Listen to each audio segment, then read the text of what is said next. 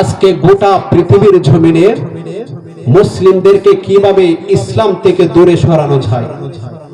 নাস্তিক, ইহুদি, খ্রিস্টান সকলেই বলেন আপ্রাণ চেষ্টা চালিয়ে যাচ্ছে। কথা বলেন ঠিক কিনা? এই যে আপনারা শুনেছেন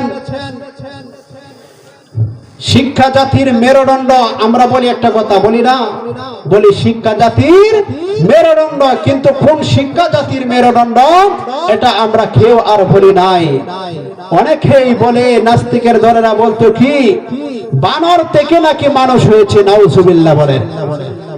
এটা কি আশ্চর্য কথা! কুরআন এবং হাদিসের বিপরীত কাজ করে যে ব্যক্তি কুরআনের বিরুদ্ধে কাজ করবে, হাদিসের বিরুদ্ধে কাজ করবে, আল্লাহর পয়গম্বরের বিপরীত কাজ করবে, এর তো বিন্দু পরিমাণ ঈমান থাকবে না। ঈমান থাকবে না তো থাকবে নাই, একটু বউ তার তালাক হয়ে গেছে, নাউজুবিল্লাহ বলেন। বানর থেকে আবার কি করে মানুষ হয়? আগে বানর ছিল, আস্তে আস্তে মানুষ হয়েছে, নাউজুবিল্লাহ বলেন। আবার বলে শিক্ষা জাতির মেরুদণ্ড। এই শিক্ষা কি জাতির মেরুদণ্ড? না, আমি একান থেকে বলে দিলাম, যে শিক্ষায় শিক্ষিত হয়ে সরকারি চাকরি করে দাঁড়িয়ে প্রস্রাব করে, এই শিক্ষা কোনোদিন জাতির মেরুদণ্ড হতে পারে না। যে শিক্ষায় শিক্ষিত হয়ে উলামায়ে কেরামদেরকে আঘাত করে, এই শিক্ষা কোনোদিন জাতির মেরুদণ্ড হতে পারে না।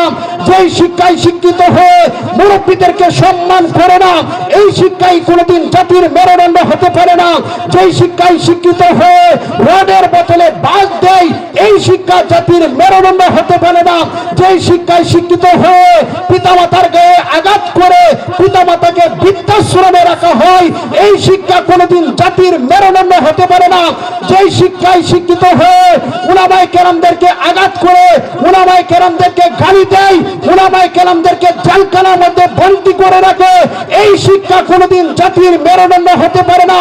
যে শিক্ষায় শিক্ষিত হয়ে কুরআনের বিরুদ্ধে কথা বলে, মসজিদের বিরুদ্ধে কথা বলে, মাদ্রাসার বিরুদ্ধে কথা বলে, ইসলামকে নিয়ে কটূক্তি করে, আল্লাহ এবং আল্লাহর রাসূলকে গালি দেয়, এই শিক্ষা কোনোদিন জাতির মেরুদণ্ড হতে পারে না। সুতরাং ইসলামের শিক্ষাই হচ্ছে জাতির মেরুদণ্ড। কথা বলেন ঠিক কিনা? ইসলামের শিক্ষাই জাতির মেরুদণ্ড, বাকি অন্য শিক্ষা কোনোদিন জাতির মেরুদণ্ড হতে পারে না। যুবকরা তো আছে চিপাই চাপাই, কিভাবে তাদের বয়ফ্রেন্ড নাকি বলে কথা বলা যায়, মিস কল দিলে আবার উঠে চলে যায়। এক একজন প্রেমিক প্রেমিকা নিয়ে আছে, কথা বলেন না কেন? আসতেছে সামনে 14 ফেব্রুয়ারি আছে না? 14 ফেব্রুয়ারি পার্কের মধ্যে প্রেম আর প্রেমিকা নিয়ে আড্ডা দিবে, কথা বলেন ঠিক কিনা? এটাকে আবার বলে ভালোবাসা দিবস। কি বলে? ভালোবাসা দিবস। আপনারাই বলেন 14 ফেব্রুয়ারি কি ভালোবাসা দিবস হতে পারে? আবার শুধু ভালোবাসা দিবস না, বিশ্ব ভালোবাসা দিবস। চিৎকার দিয়ে বলে নাউজুবিল্লাহ। এগুলো হিন্দুদের কালচার, অমুসলিমদের কালচার। আজকে মুসলমানদের ঘরের ভিতরে ভিতরে আছে, কথা বলেন ঠিক কিনা? এই জন্য আপনার ব্যক্তিগত জীবনে শান্তি নাই, পারিবারিক জীবনে শান্তি নাই, সামাজিক জীবনে শান্তি নাই, রাষ্ট্রীয় জীবন পর্যন্ত শান্তি নাই। কেন শান্তি নাই? আল্লাহ রাব্বুল আলামিন বলেছেন, ওয়ামান আ'রাদা আন যিকরি ফাইন্না লাহু মাঈশাতান দানকা। আল্লাহ রাব্বুল আলামিন আজ থেকে বহু বছর আগে বলে দিয়েছেন, যে ব্যক্তি ইসলাম থেকে দূরে সরে যাবে, কুরআন থেকে দূরে সরে যাবে, মসজিদ মাদ্রাসা থেকে দূরে সরে যাবে, উলামায়ে কেরামদেরকে গালি দিবে, তার জীবনটা হয়ে যাবে দঙ্কা। মুফাসসিরিনে কেরামগণ বলেন, দুনিয়ার কোথাও শান্তি থাকবে না, তার কবরটা হয়ে যাবে সংকীর্ণ।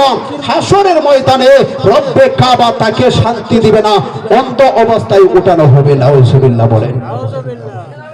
প্রতিটা ঘরে ঘরেও আজকে শান্তি নাই।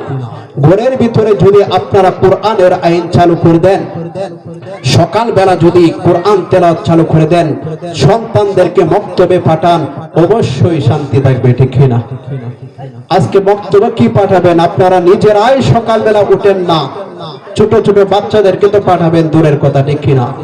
মনে রাখবেন মুহতারাম হাজিরিন, হাসরের ময়দানে সন্তান আপনার বিপক্ষে সাক্ষ্য দিবে, হ্যাঁ রব্বে কাবা, আপনি আমাকে জাহান্নামে দিবেন, আমার আগে আমার পিতাকে, আমার মাকে, আমার ভাইকে, আমার বোনকে খুজু ফাগুল্লু সুম্মাল জাহিমা সাল্লু, এদেরকে ধরো, এদেরকে টেনে টেনে জাহান্নামে নাও। বান্দা কেন তাদেরকে জাহান্নামে নিব? ও রব্বে কাবা, তারা তো আমাকে দ্বীন শিক্ষা দেয় নাই, আমাকে নামাজি বানাই নাই, আমাকে কুরআন শিক্ষা দেয় নাই, আমাকে হাদিস শিক্ষা দেয় নাই, আমাকে আলেম বানাই নাই। আল্লাহ আমাকে জাহান্নামে দেওয়ার আগে তাদেরকে জাহান্নামে নেন, আমার পিতামাতাকে জাহান্নামে নেন। রব্বে কাবা ডাক দিয়ে বলেন, হে ফেরেশতারা কোথায়? খুজু ফাগুল্লু সুম্মাল জাহিমা সাল্লু, এই পিতামাতাকে ধরো, আগুনে শিকল লাগাও এবং টানতে টানতে জাহান্নামের ভিতরে নিয়ে যাও। নাউজুবিল্লাহ বলেন। জাহান্নামের শাস্তি কঠিন থেকে কঠিন শাস্তি।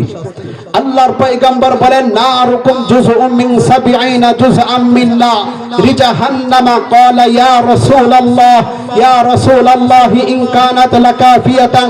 ক্বালা ফুদ্দিলাত আলাইহিন্না বি69 জুজআন কুল্লুহুন্না মিসলু হাররিহা।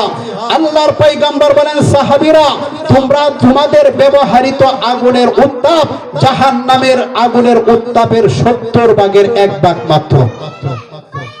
সাহাবীরা ডাক দিয়ে বলেন, পয়গম্বর, জাহান্নামে শাস্তি দেওয়ার জন্য তো, জাহান্নামের শাস্তি দেওয়ার জন্য তো দুনিয়ার আগুনই যথেষ্ট ছিল।